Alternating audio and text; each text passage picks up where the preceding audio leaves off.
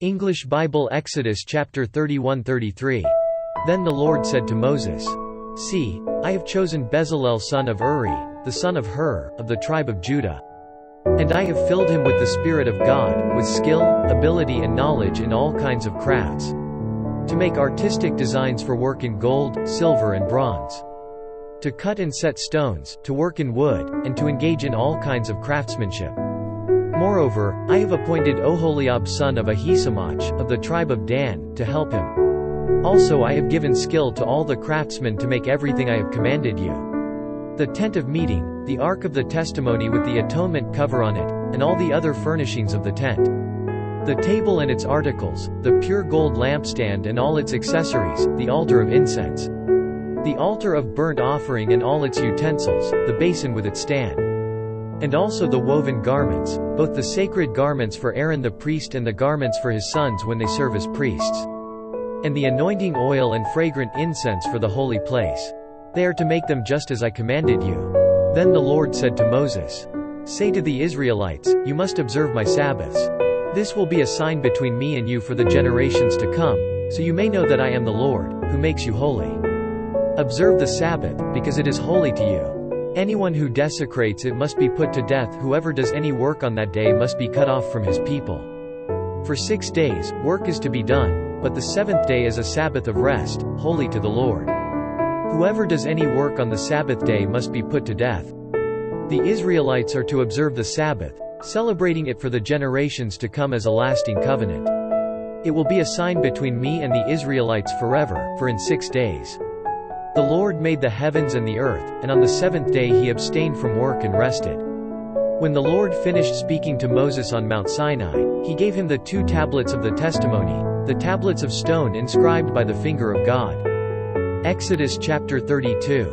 When the people saw that Moses was so long in coming down from the mountain, they gathered around Aaron and said, "Come, make us gods who will go before us. As for this fellow Moses who brought us up out of Egypt, we don't know what has happened to him."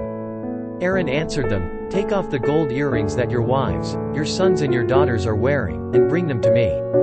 So all the people took off their earrings and brought them to Aaron. He took what they handed him and made it into an idol cast in the shape of a calf, fashioning it with a tool. Then they said, "These are your gods, O Israel, who brought you up out of Egypt." When Aaron saw this, he built an altar in front of the calf and announced, "Tomorrow there will be a festival to the Lord." So the next day the people rose early and sacrificed burnt offerings and presented fellowship offerings. Afterward they sat down to eat and drink and got up to indulge in revelry. Then the Lord said to Moses, "Go down, because your people, whom you brought up out of Egypt, have become corrupt. They have been quick to turn away from what I commanded them and have made themselves an idol cast in the shape of a calf. They have bowed down to it and sacrificed to it and have said, 'These are your gods, O Israel, who brought you up out of Egypt.' I have seen these people," the Lord said to Moses, "and they are a stiff-necked people.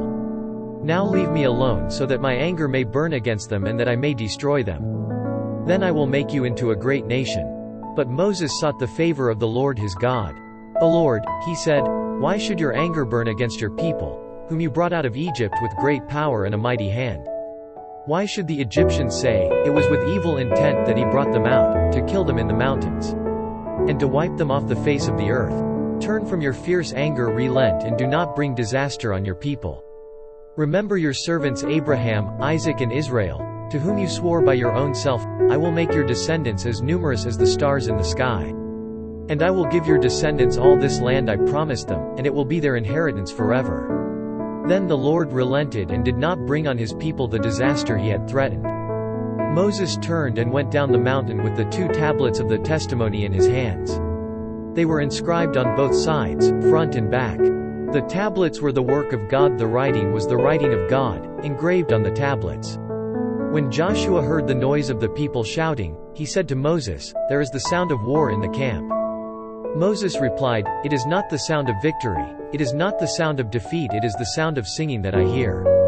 When Moses approached the camp and saw the calf and the dancing, his anger burned and he threw the tablets out of his hands, breaking them to pieces at the foot of the mountain. And he took the calf they had made and burned it in the fire. Then he ground it to powder, scattered it on the water and made the Israelites drink it. He said to Aaron, "What did these people do to you, that you led them into such great sin?" "Do not be angry, my lord," Aaron answered. "You know how prone these people are to evil. They said to me, 'Make us gods who will go before us.' As for this fellow Moses who brought us up out of Egypt, we don't know what has happened to him." So I told them, "Whoever has any gold jewelry, take it off." Then they gave me the gold, and I threw it into the fire, and out came this calf. Moses saw that the people were running wild and that Aaron had let them get out of control and so become a laughingstock to their enemies. So he stood at the entrance to the camp and said, "Whoever is for the Lord, come to me." And all the Levites rallied to him. Then he said to them, "This is what the Lord, the God of Israel, says, each man strap a sword to his side. Go back and forth through the camp from one end to the other, each killing his brother and friend and neighbor." The Levites did as Moses commanded, and that day about 3,000 of the people died. Then Moses said, "You have been set apart to the Lord today, for you were against your own sons and brothers, and he has blessed you this day." The next day Moses said to the people, "You have committed a great sin. But now I will go up to the Lord, perhaps I can make atonement for your sin." So Moses went back to the Lord and said, "Oh, what a great sin these people have committed. They have made themselves gods of gold. But now, please forgive their sin, but if not, then blot me out of the book you have written." The Lord replied to Moses, "Whoever has sinned against me I will blot out of my book. Now go, lead the people to the place I spoke of, and my angel will go before you. However, when the time comes for me to punish, I will punish them for their sin." And the Lord struck the people with a plague because of what they did with the calf Aaron had made. Exodus chapter 33. Then the Lord said to Moses, "Leave this place, you and the people you brought up out of Egypt, and go up to the land I promised on oath to Abraham, Isaac and Jacob, saying, 'I will give it to your descendants.' I will send an angel before you and drive out the Canaanites, Amorites, Hittites, Perizzites, Hivites and Jebusites. Go up to the land flowing with milk and honey. But I will not go with you, because you are a stiff-necked people and I might destroy you on the way." When the people heard these distressing words, they began to mourn and no one put on any ornaments. For the Lord had said to Moses, "Tell the Israelites, you are a stiff-necked people. If I were to go with you even for a moment, I might destroy you. Now take off your ornaments and I will decide what to do with you." So the Israelites stripped off their ornaments at Mount Horeb. Now Moses used to take a tent and pitch it outside the camp some distance away, calling it the tent of meeting. Anyone inquiring of the Lord would go to the tent of meeting outside the camp. And whenever Moses went out to the tent, all the people rose and stood at the entrances to their tents, watching Moses until he entered the tent. As Moses went into the tent, the pillar of cloud would come down and stay at the entrance, while the Lord spoke with Moses.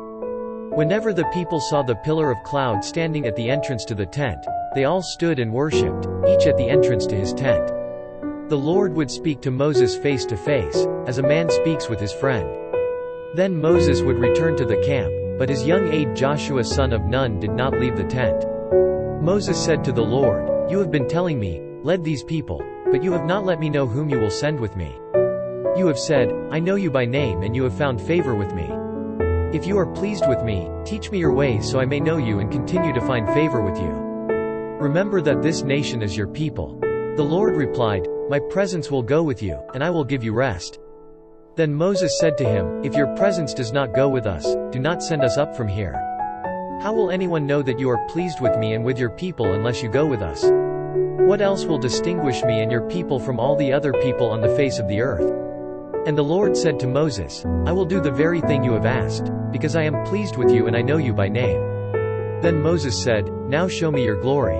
And the Lord said, "I will cause all my goodness to pass in front of you, and I will proclaim my name, the Lord, in your presence. I will have mercy on whom I will have mercy, and I will have compassion on whom I will have compassion." But, he said, "You cannot see my face, for no one may see me and live." Then the Lord said, "There is a place near me where you may stand on a rock. When my glory passes by, I will put you in a cleft in the rock and cover Y. When my glory passes by, I will put you in a cleft in the rock and cover you with my hand until I have passed by. Then I will remove my hand and you will see my back, but my face must not be seen."